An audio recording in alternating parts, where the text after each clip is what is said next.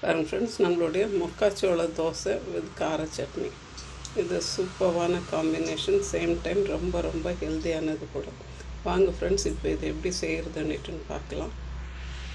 Friends, நம்மளுடைய மொக்காச்சோள மாவு தோசைக்காக கரைச்சிருக்கேன். இது பாருங்கள், இந்த அளவில் இருக்கணும்.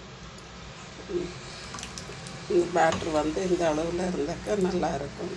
மக்காச்சோள மாவில் வெங்காயம், சோம்பு கீரை, சீரகம், உப்பு, எள் எல்லாம் போட்டு இந்த அளவுக்கு மிக்ஸ் பண்ணி எடுத்துக்கிட்டோம்னாக்கா நம்மளுடைய தோசை சூப்பராக வரும். Hi friends, happy morning. பாருங்கள் ஃப்ரெண்ட்ஸ், நான் இன்றைக்கி மக்காச்சோளம் மாவு எடுத்து வச்சுருக்கேன். இது எல்லா டிபார்ட்மெண்ட் ஸ்டோர்லேயும் கிடைக்கும்.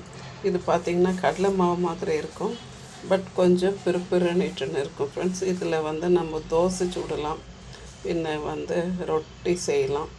இப்போ நான் தோசை சுடலான்னுட்டுன்னு எடுத்து வச்சுருக்கேன். இப்போ நான் இதில் கொஞ்சம் எள் சேர்த்துக்கிறேன். அடுத்து இதுக்கு தேவையான அளவுக்கு உப்பு சேர்க்குறேன். பின்ன கொஞ்சம் சீரகம் சேர்த்துக்கிடுறேன். பொடியாக கட் பண்ணி வச்சுருக்கேன் வெங்காயம், பின்ன மல்லி செடி இல்லைனாக்கா சோம்பு கீரை. நான் சோம்பு கீரை சேர்க்குறேன். இதில் சேர்த்துட்டு சோம்பு கீரை சேர்த்துருக்கேன். இப்போ இது எல்லாத்தையும் கொஞ்சம் தண்ணி ஊற்றி மிக்ஸ் பண்ணி விட்டுக்கிடலாம். தண்ணி எவ்வளோ வேணும், அந்த தோசை பதத்துக்கு எவ்வளோ வேணும் அவ்வளோ தண்ணி மிக்ஸ் பண்ணிக்கலாம்.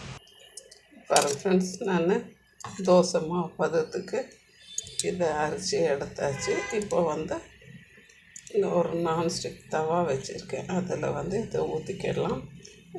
பச்சை மிளகா தேவைப்பட்டாலும் இதில் பொடியாக பச்சை மிளகாவும் கட் பண்ணி போட்டுக்கலாம். நான் கார சட்னி வைக்கிறேன், ஸோ இதில் பச்சை மிளகா சேர்க்கலை. இப்போ நம்ம இதை ஊற்றி எடுத்துடலாம் ஃப்ரெண்ட்ஸ். இது ஊற்றிட்டேன். இன்னும் மெல்லிசாக வேணும்னா இன்னும் கொஞ்சம் நீங்கள் தண்ணி ஆட் பண்ணிக்கலாம்.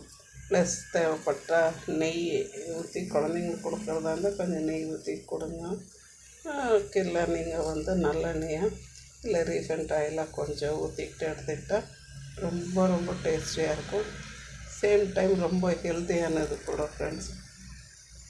இந்த மொக்காச்சோளம், காஞ்ச மொக்காச்சோளம் வாங்கி கொஞ்சம் மிஷினில் கொடுத்தோன்னாக்கா அதை ஃபஸ்ட்டு தீட்டுவாங்க. அது மேலே இருக்கிற அந்த தோலை எடுக்கிற அளவுக்கு. அதுக்கு அடுத்து பார்த்திங்கனாக்கா மிஷினில் அரைச்சி கொடுத்துடுவாங்க. அதை நல்லா நைஸாக அரைக்கிவாங்க. பட் அது கொஞ்சம் மாவு கொஞ்சம் பிறுபிறுன்னு தான் இருக்கும். இதை வீட்லேயும் கிரைண்டரில் போட்டு நம்ம ஆட்டி எடுத்துக்கலாம். அதுக்கு பெஸ்ட்டு மிஷினில் கொடுத்து அரைக்கிறதா இருந்தாக்கா பெஸ்ட்டு. இப்படி அரைச்சி வச்சுக்கிட்டு இப்போ நிறைய சிறுதானியம் சாப்பிடணுன்றாங்க. ஸோ இப்படி நம்ம ஒரு சேஞ்சுக்காக இப்படி செஞ்சு கொடுத்தோம்னாக்கா ஓகே. இதில் குழந்தைங்களுக்கு ரொம்பவே ஸ்ட்ரென்த்தாக இருக்கும். கொஞ்சம் அவங்களுக்கு நெய் ஊற்றி கொடுங்க, இல்லை பட்டர் போட்டு கொடுங்க, அது ரொம்ப நல்லாயிருக்கும் ஃப்ரெண்ட்ஸ். இப்போ நம்ம இதை திருப்பி போட்டு எடுத்துடலாம். எனக்கு இதுவே கொஞ்சம் நல்லா மெலிசாக தான் இருக்குது. இன்கேஸ் இன்னும் உங்களுக்கு மெலிசாக வேணும்னாக்கா நீங்கள் வேறு எதனா மாவு கூட கொஞ்சம் ஆட் பண்ணிவிட்டு இதை இன்னும் கொஞ்சம் தண்ணி ஊற்றி மெலிசாக ஊற்றலாம். நான் வேறு எதுவும் ஆட் பண்ண வேண்டான்ற ரீசன்னால் அந்த மாவு மட்டும் வச்சுருக்கேன். இதில் கொஞ்சம் அரிசி மாவு இல்லை கோதுமை மாவு, மைதா எதனா கொஞ்சம் ஆட் பண்ணிட்டிங்கனாக்கா தோசை இன்னும் நல்லா மெலிசாக வரும். சேம் டைம் இதை கொஞ்சம் நல்லா வேக விடணும். ஸ்லோ ஃப்ளேமில் கொஞ்சம் நல்லா வேகட்டோன்னுட்டு கொஞ்சம் ஹை ஃப்ளேமில் வச்சோம்னா தீஞ்சிடும்.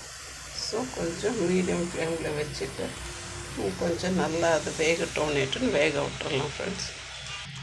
பாருங்கள் ஃப்ரெண்ட்ஸ், நம்மளுடைய சூப்பரான மொக்காச்சோள ரொட்டியும் தோசையும் ஒரு கார சட்னியும் ரெடி ஆகிடுச்சு. இது ரொம்ப ரொம்ப ஹெல்த்தியானது, சேம் டைம் டேஸ்டியாகவும் இருக்குது, ரொம்ப டேஸ்டியாக இருக்குது.